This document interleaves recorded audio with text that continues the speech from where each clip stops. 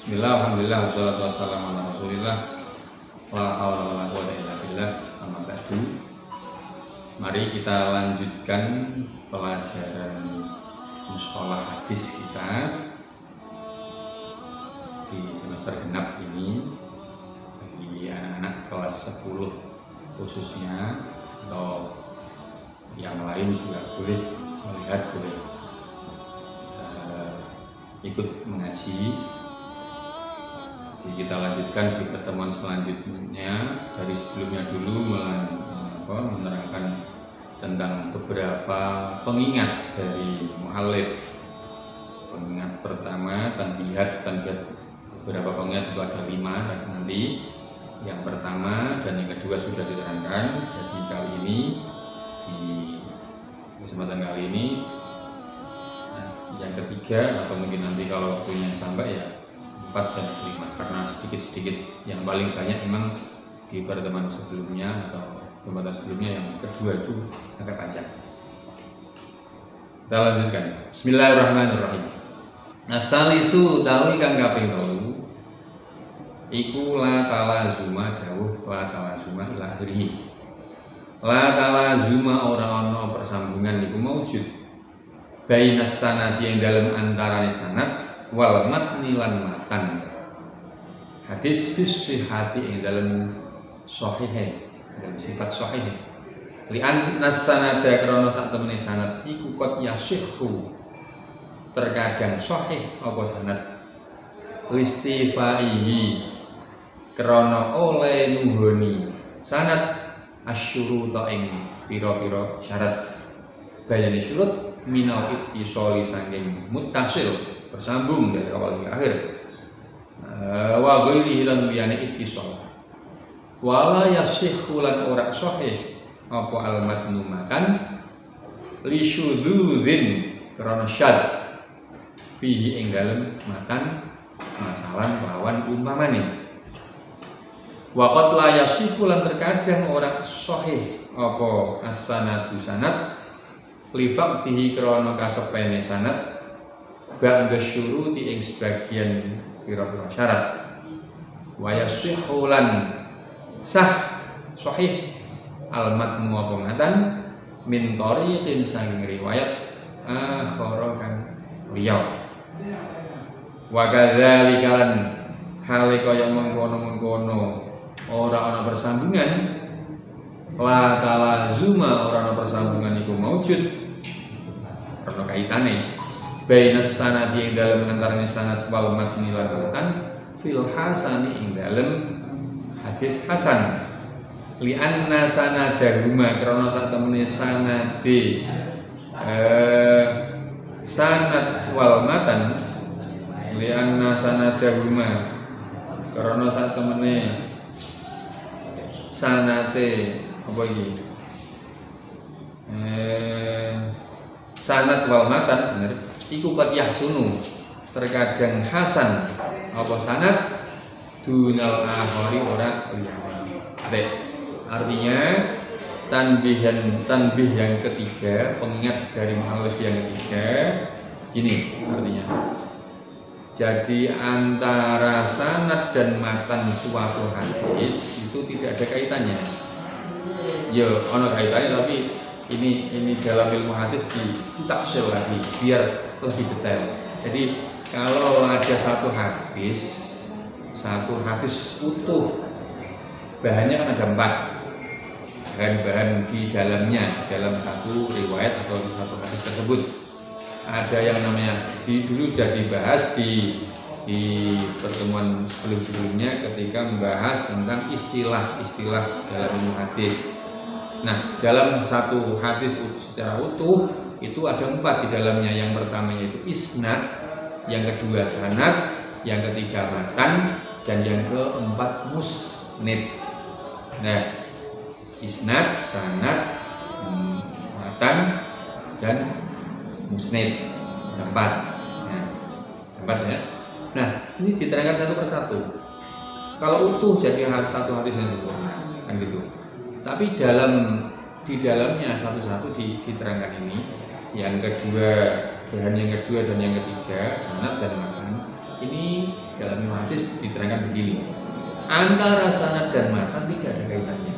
Maksudnya tidak ada kaitannya gimana? Gini, li'anna sanada qad yasihhu listifai syurut. Karena masing-masing punya syarat-syarat yang berbeda. Sanad mempunyai bisa dikatakan sebagai sanad yang sahih, itu harus memenuhi beberapa syarat. Begitu juga matan suatu hadis. Bisa matan hadis itu bisa dikatakan matan yang sahih karena mempunyai beberapa syarat, dan syarat antara sanad dan matan berbeda. Li'anna sanada qad yasihhu listifai syurut minal ittisali wal wadi.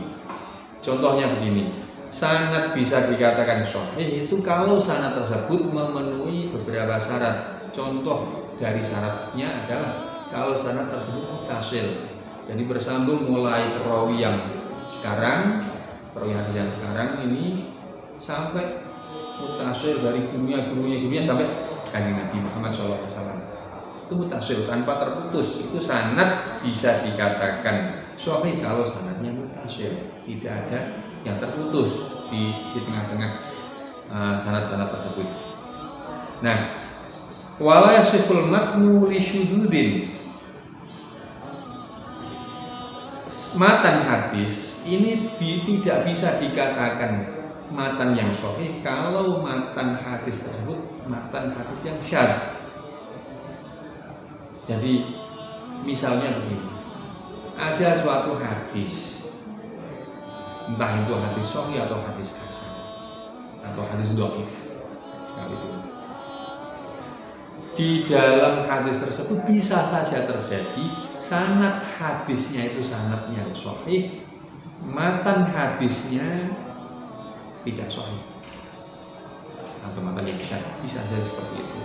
Karena sanadnya bagus, muttasil, maka sanad hadis suatu hadis tersebut bisa dikatakan sanad yang sahih. Tapi matan hadisnya tidak, karena matan hadisnya syadz. Syadz itu apa kan dibahas sebelumnya.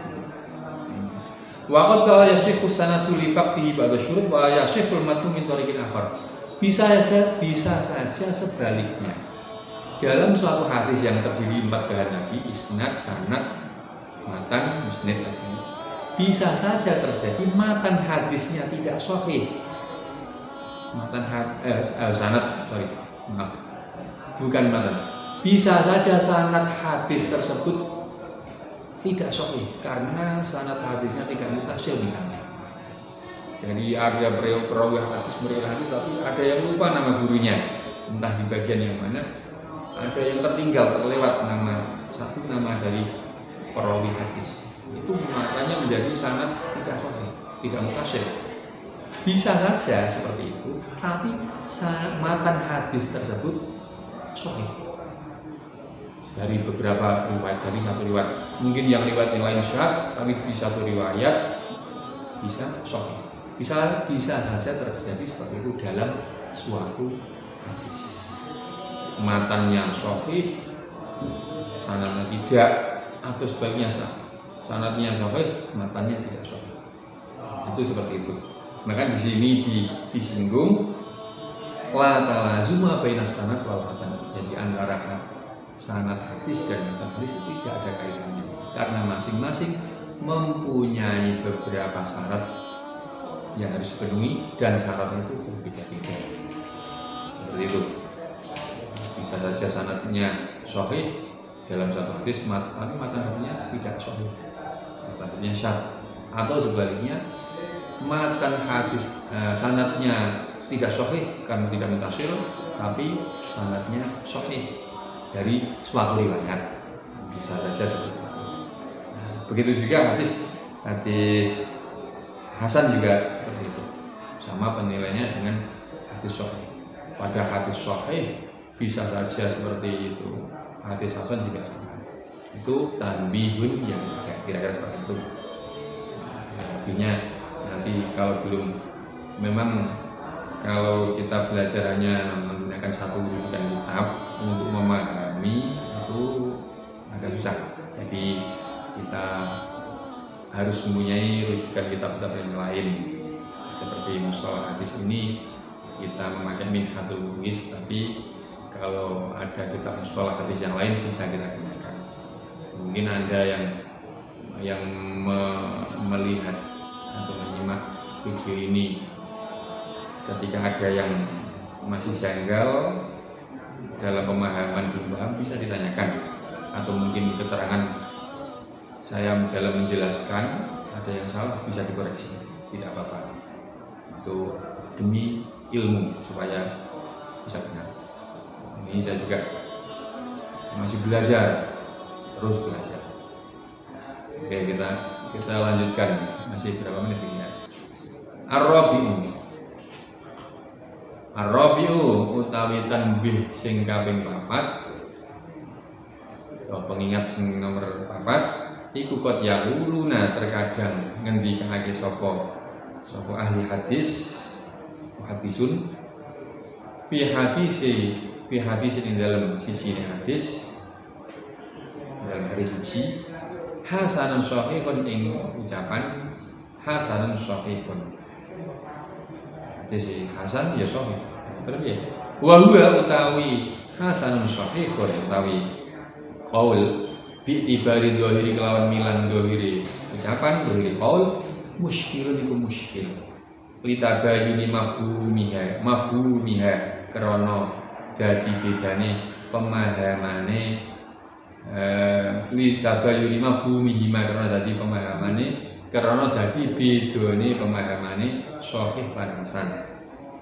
Lah wa zubdatul jawab utawi pokoke jawaban, intisarine jawaban iku anna au sak temene lafat au, sak temene huruf au iku mahdhufatun den buang minhu saking qaul litanwi krana nomor-nomor ay sahihun tegese sahih min tariqin saking sisine riwayat wa hasanun lan hasan min akhara saking riwayat kang liya.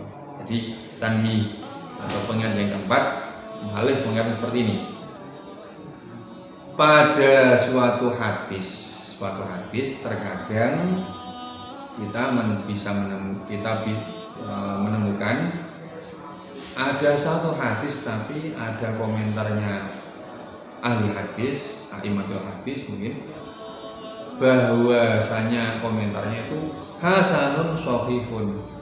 Hadis ini setelah hadis disebutkan terus belakangnya ada komentar hasanun shahihun. Hadis ini ya hasan, hadis ini ya sahih. Maksudnya bagaimana? Padahal kan bi'tibari dhahir muskil. Kalau kita mendengar komentar dua seperti itu, padahal hadisnya satu. Hadis ini sahih, hadis ini hasan. Terus sih benar sing ndi? Yang benar mana? Sahih atau hasan? Ya sahih, hasan ya hasan karena punya pengertian yang berbeda. Nah, terus bagaimana? Wazubdatul jawab annahu mahdhufan. Itu pokok intisari jawabannya seperti ini. Kalau kita menemukan komentar seperti itu di suatu hadis hasanun shahihun, hadis ini sahih, hadis ini hasan, maksudnya ini anna au mahdhufah. Di sela-sela hasanun shahihun itu aslinya ada huruf au, hasanun au shahihun, tapi au-nya dibuang. Jadi hanya hasanun shahihun, seolah-olah hadis ini hasan, hadis ini sahih. Nah, padahal huruf au-nya dibuang, hasanun shahihun, hadis ini hasan atau sahih. Nah, kalau ada au, mulai ketemu jawabannya. Maksudnya hadis ini kok hasan atau sahih, itu bisa saja di suatu riwayat hadis itu diriwayatkan sebagai hadis yang sahih, di riwayat yang lain hadis itu menjadi hadis yang hasan. Seperti dulu sudah dicontohkan ketika kita membahas hadis sahih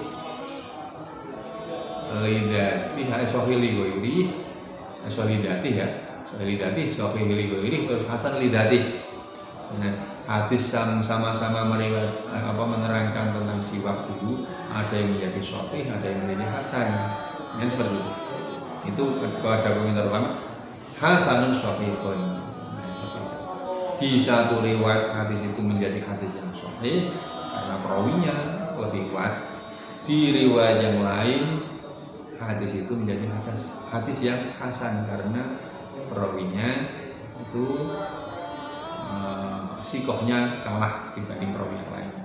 Jadi jawabannya seperti itu.